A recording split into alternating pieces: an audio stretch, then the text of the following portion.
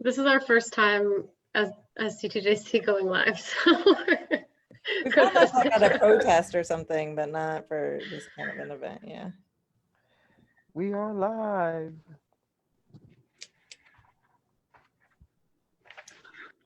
Are live. Aislenn's coming in. just in time. WTW. Hi. Hey, Wait, Aislinn. see if I can get a cane more. Hey y'all, sorry for being late. I You're wasn't not late. sure about like our start. Jasmine! You're right on time. We're about almost at 4:23. Yeah.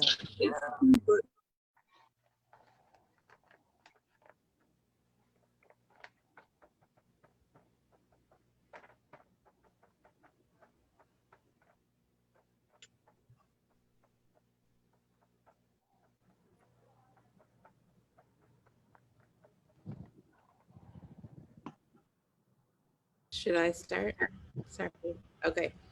Hey everyone. Thank you so much for joining us. This has been a very harrowing year for everyone, fraught with pain, with grief, and also in some corners triumph.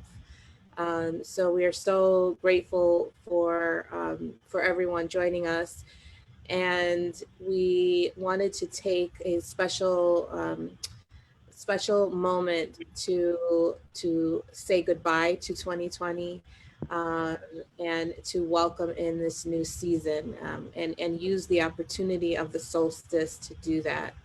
So we at the Chicago Torture Justice Center have been committed to advancing our politicized healing model, and that includes incorporating in the grief that we all have been holding.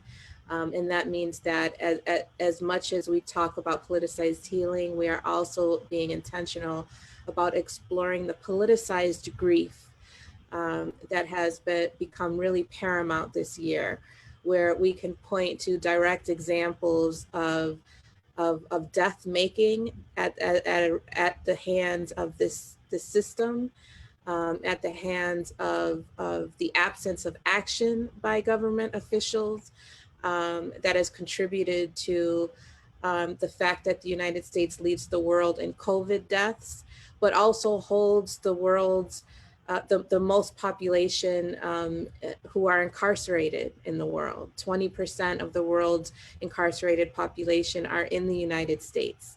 The United States incarcerates its people more than any other country does presently and in history. And both of these horrendous facts are connected. And so we welcome people to explore both our work when it comes to understanding the structural nature of the conditions that we are living in, while we also are working to heal from the traumas so that we are better equipped to be able to withstand the conditions and work to end all of the conditions that contribute to unnecessary death making, unnecessary trauma making. So we are honored to share this space with you, and we welcome you all in to learn more about our work.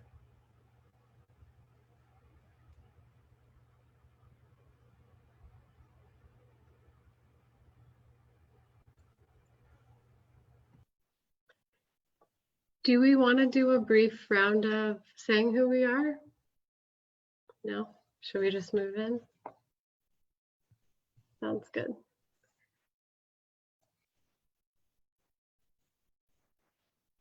Thank you so much, Aislinn, for bringing us into this space and into this moment in time. And as Aislinn mentioned, we are gathering today on the winter solstice as the sun is setting here in Chicago. The winter solstice is the first official day of winter in our northern hemisphere. And it's a day that has the shortest amount of daylight and the longest night of darkness. So we're kind of gathering in these themes of lightness and darkness. Beginning tomorrow, the light will slowly start to lengthen again. So this solstice every year is a time to pause and take stock. The solstice is a time to release and to burn what needs to go, especially as this year 2020 comes to a close. And the solstice is a time to nurture ourselves through this season of what we like to think of as generative darkness. And finally, it's a time to set intentions for what's ahead in the year. So we welcome and invite all of you to join us in this short ritual of candle lighting, and we'll be doing 3 collective breaths together to set intentions for the new year. If you have a candle near where you are, we invite you to get that ready to light as well. And as we prepare to start with lighting these candles, we ask you, what do you need to honor and to release from 2020 in order to open up and make space for what's ahead in 2021?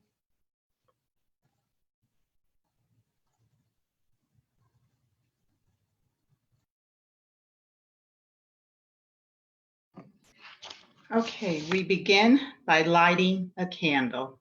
And if you have your candle and a light, let's do that now.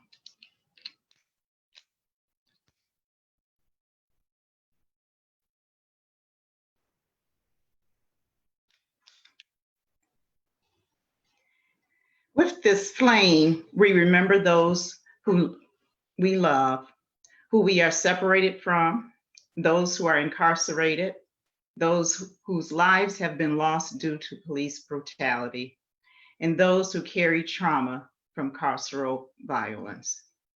We remember and send care to those for whom the holidays are an especially hard time, for those in the longest night of grief and loss.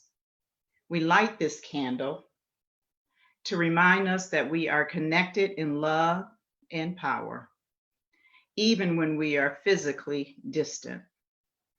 We are resilient and we are survivors.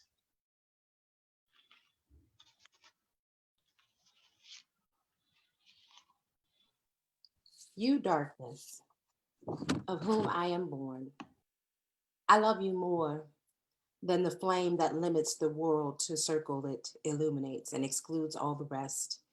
But the dark embraces everything, that it works its way into the deepest dark, that enfolds you.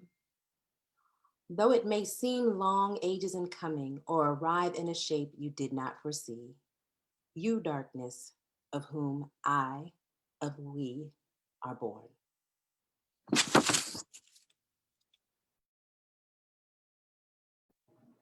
And so now we take a moment to find our breath.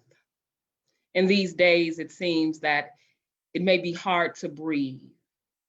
So we take this moment to find our breath. We ground ourselves in the virtual circle of people and in our own bodies.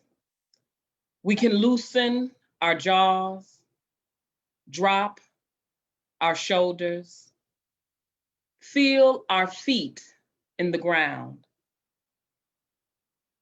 Bring attention to the movement of your breath. Inhaling through your nose and exhaling through your mouth. We will move through 3 slow, deep breaths together, each with communal intention. If you want, you can place your hand on your chest or your belly.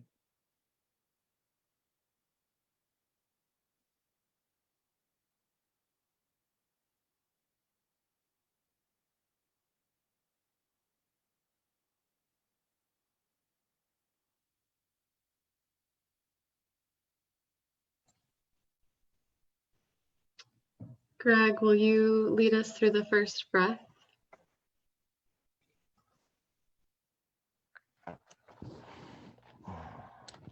The first breath is for you, your being and your resilience. This breath honors all that you are, your spirit, your light, your presence in this circle, on this earth, in this life. You are loved and you are needed. We take this breath to remind ourselves that we are sacred, full of gifts to give and purpose to practice. Together we breathe.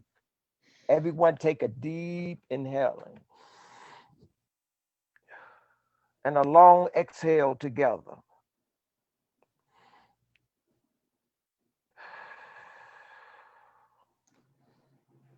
This second breath is for our family of freedom fighters, warriors, lovers, survivors.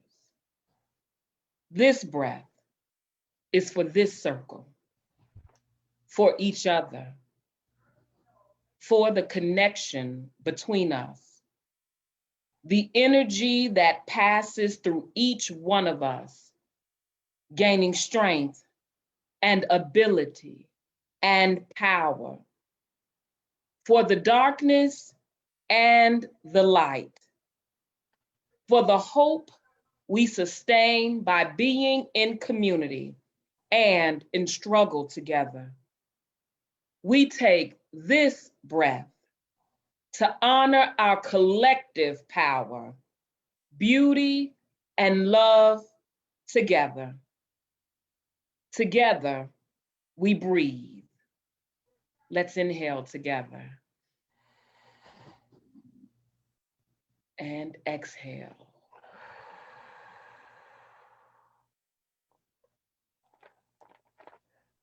This third and final breath is for the earth that holds us, for the elements of fire, ground, wind, and water, for the seasons of winter, for ending and beginning.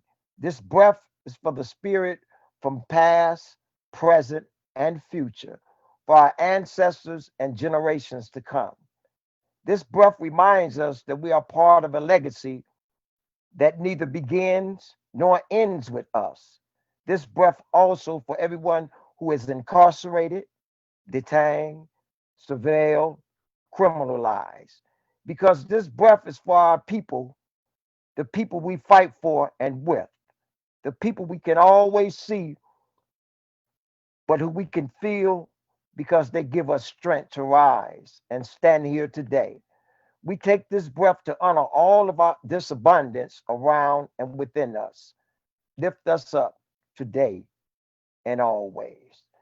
Together we breathe. Everyone take a deep inhale and a long exhale together.